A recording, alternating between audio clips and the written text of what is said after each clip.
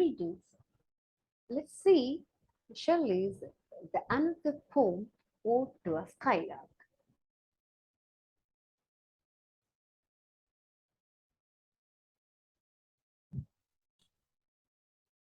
So, we have seen a number of poems so far, but we haven't seen what is an ode. Let's see what is an ode. Ode is a noun, a poem in which a person expresses a strong feeling of love or respect for someone or something.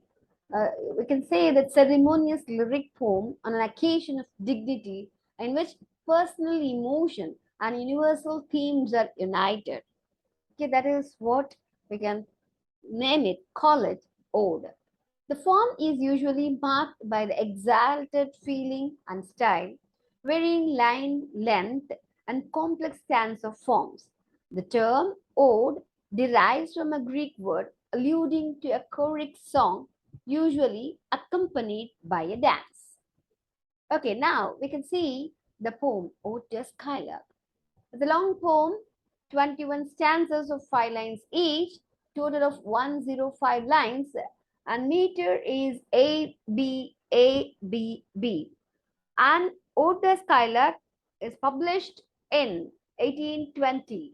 Shelley was one of the major English romantic poets and is regarded by some critics as amongst the finest lyric poets in the English language. They have already seen Shelley's biography in another lecture. He was born in 1792, died in 1822. He drowned in a sudden storm while sailing in Italy at the age of 30. Though we have seen in some other lecture his life and childhood, we just want to brief it, uh, brush it for your memory. Shelley is one of the epic poets of the 19th century and is best known for his classic anthology verse works such as Ode to the West Wind and The Mask of Anarchy. He is well known for his long form of poetry. So, the main idea of the poem, the love of the poet, bird's song, the way it soars up in the purple sky at the dusk, compares the bird to a number of things. So now, Ode to Skylark. Skylark is a bird, and the bird is, uh, you know, compared with number of things: a rose, a star, the planet Venus, a poet, a maiden, a glowing worm, etc. All human songs are sad. The bird's song is pure joy. He dreams of singing with as much joy and freedom as the bird, the skylark. So, what could be the plot of the Skylark? To a Skylark, it doesn't exactly have a plot. It is more like a bunch of observations about a single idea, a stretched out description of the song of a bird. The poem opens up with the speaker calling out a bird, which he calls a spirit. He tells the bird how much he loves its singing. Then he describes how it shoots up into the sky at dusk into the purple evening. After that, he compares the bird's song to a bunch of different things: a star, the planet Venus, a maiden, worm, a rose. Then he starts to talk about how all of the beautiful things that human beings make can compare to the song of this bird. All human songs are sad, but this bird's song is just pure joy. So finally, the speaker dreams of being able to sing with as much joy and freedom as this happy bird had. So let's see the stanza-wise summary of the poem. In stanza 1, the opening is a joyful shout by the poet, calls out to the bird without expecting a reply.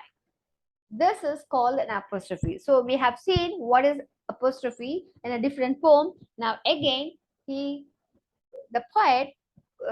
poet is calling out the name, right, with expecting a reply. So apostrophe. Right? Apostrophe used in literature is an arrangement of words addressing a non-existent person or an abstract idea in such a way as if it were present and capable of understanding feelings. So, blithe is an old-fashioned term that means carefree, happy, and light-hearted. What be means you are not a bird, you are a spirit. Writers try to bring abstract ideas and non-existent persons to light so that the nature of emotions that they want to communicate gets across in a better way because it is more convenient for the readers to relate themselves to the abstract emotions when they observe them in their natural surroundings. In addition, the use of apostrophe themselves the readers to develop a perspective that is fresh as well as creative. Shelley refers to the bird as a spirit, which is chirpy, pretty little bird connected to the spirit world and to tell all that is beautiful and heaven-like, also that it is immortal.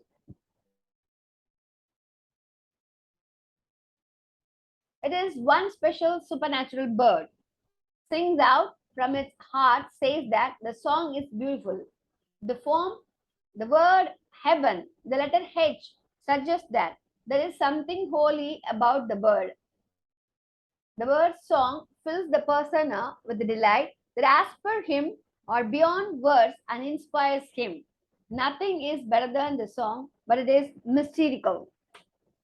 Raising the bird to the heights and bringing out that there is nothing higher than the bird, it, its song rains down from the heaven to the earth and there is no impediment. That is something that impedes a hindrance or obstruction. So it is not just a song, but an expression of emotions. So, sort of personification, expression of emotion, feelings like a person.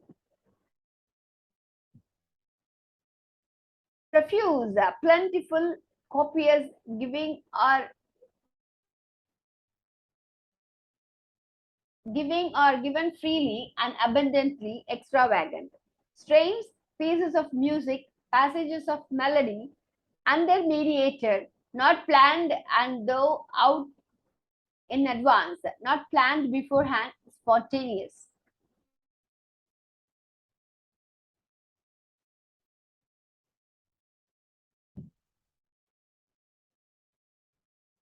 So unpremeditated, not planned or thought out in advance, not planned beforehand, spontaneous.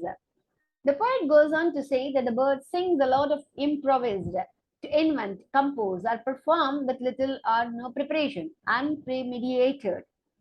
To play or sing music extemporaneously, especially by inventing variations on a melody or creating new melodies in accordance with a set, a progression of chords, songs. Both of them are making art, both the bird and the poet. In stanza 2, it rises from the earth towards the heaven and keeps moving higher and higher. The third line he uses a simile to describe the bird, which is a spirit comparing it to a cloud of fire. In the next line, he speaks about the blue deep. One wonders if he is speaking about the sea, but no, here he refers to the blue sky. The word says that it is flying higher and higher, and all the while it is singing the song. Capture the joy and freedom of the bird singing and soaring and soaring and singing. So we can see in stanza 3 imagery, golden lightning refers to sunset, makes us think of the crackling lightning.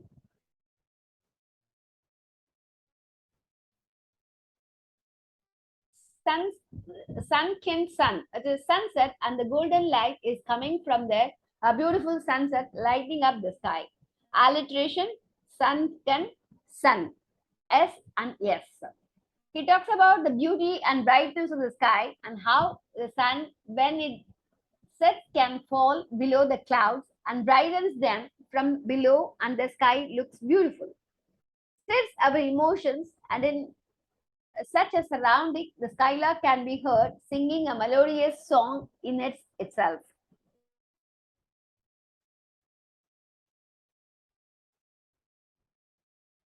The fourth line of the poet speaks about the freedom and pleasure of movement without an effort. Its flight is like floating pure and easy. The poet again refers to a skylark as unbodied joy, a spirit which is full of energy and freshness, full of possibilities and new beginnings. In stanza 4, even here even here means evening. Here the poet is saying that the way skylark flies in the sky, one feels even the evening that has turned purple melts around it. Emphasis on how beautiful the bird is. Pale purple alliteration. Similarly, like a star that may be present even during the day, but it is invisible. The poet refers to not what we see, but what we hear and imagine. A negative word is used to describe something that is beautiful.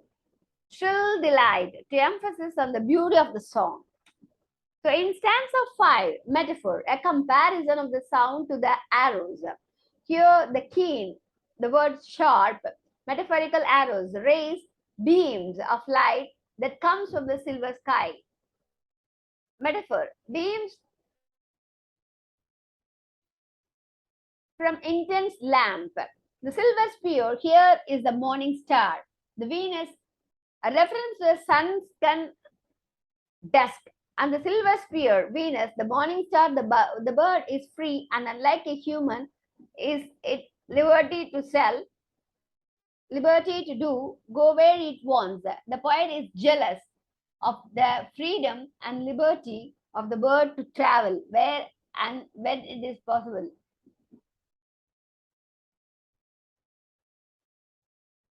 The bird is free and unlike a human is at liberty to do, go where it wants. The poet is jealous of the freedom and liberty of the bird to travel where and when it plays. The same way that we know that Venus is there during the day, but it fades away in the night. Skylark, the skylark too can be heard but not seen due to its height as it flies high intensity. The poet goes on to say that the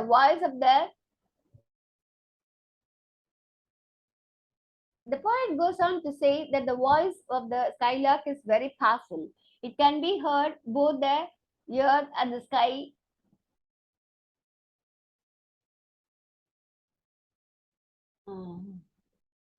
Shelley is absorbed and captivated by the the song of the bird, which seems to fill up the whole world.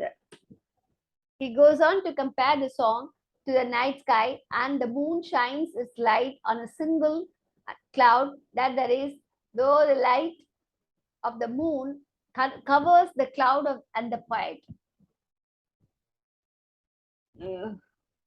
The same way, the bird's song is so overpowering that the entire universe is covered by it. Compares the loud voice to the single cloud in the night sky, the moon being behind the cloud fills the cloud and the sky with light, and the same light overflows the heaven with light. Shelley uses a lot of similes and metaphors in this poem.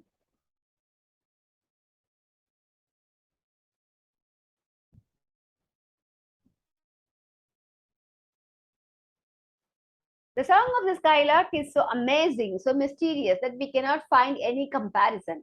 Compares the bird's song with the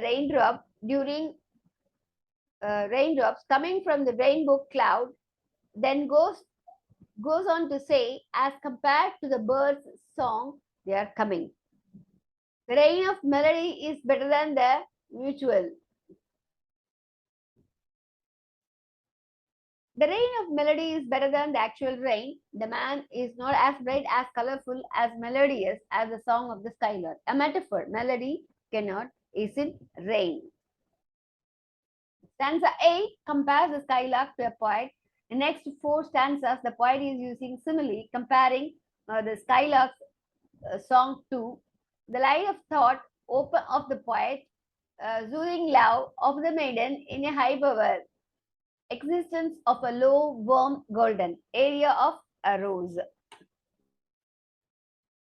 The poem or the thoughts come to the poet and he writes the same or put on the paper without taking into consideration the consequences. Rot of metals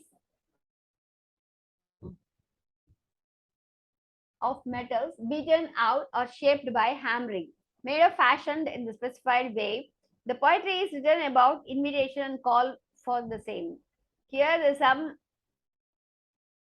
the poetry is written without invitation and call for the same. Here a song of Skylark is sung without having been commanded or invited. As the poem emerges without anyone asking out of the pure creative spirit of the poet. Use the word rhymes instead of use the word hymns, songs sung in the place of worship, comparing it without song of the world.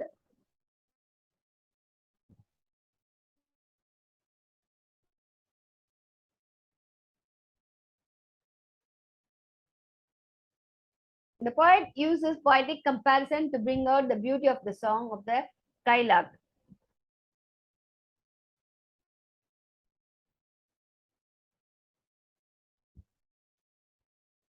Stanza 10. Here the poet compares the beautiful singing sky split to a glow worm is now like a warm glow worm is like the fireflies we have. The only thing is that they don't fly.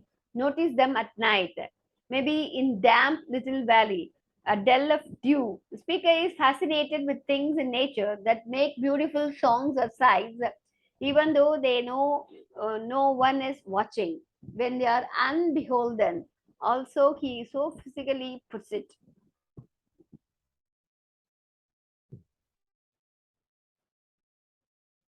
So the aerial hue connects the color hue of the worm's glow to the sky and the air and the world of the skylark.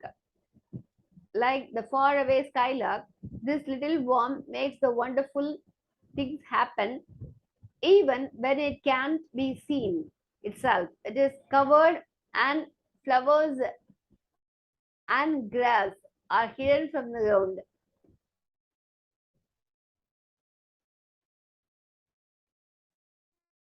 Stanza 11, like a rose embowered.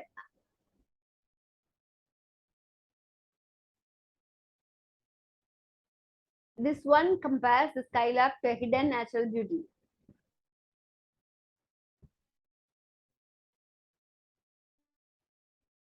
This one compares the skylark to a hidden natural beauty. In this case, it is a rose.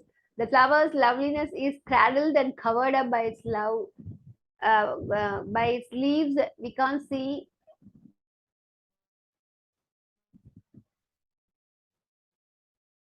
The poet sets up all kinds of little sound echoes in this poem. The use of word embowered here connects to the bower of the video of the presence in a few lines before. The winds steal away the flower smell. Again, this is not like the skylark, not like the skylark, whose beauty reaches in the way of song, even when our eyes can't see him. Here, the author personifies the winds, calling them thieves, uh, filling with the breeze, weighing it down. How smells can be sweet and heavy at the same time, uh, according to the poet. Stanza 12. The rains of spring make a pleasant sound on the twinkling grass. There are plenty of joyous things in nature, glowworms and flowers and raindrops, but the music of the large goes beyond all.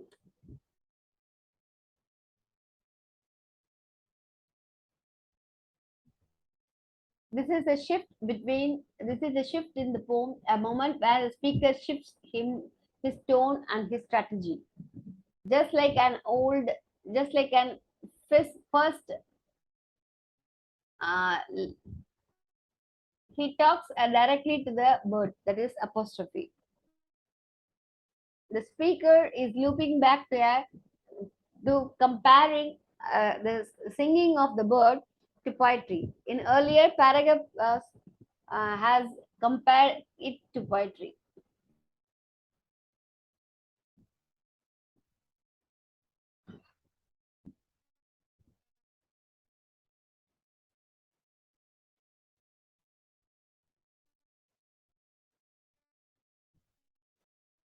All our sweetest songs are those that are filled with pain, sadness.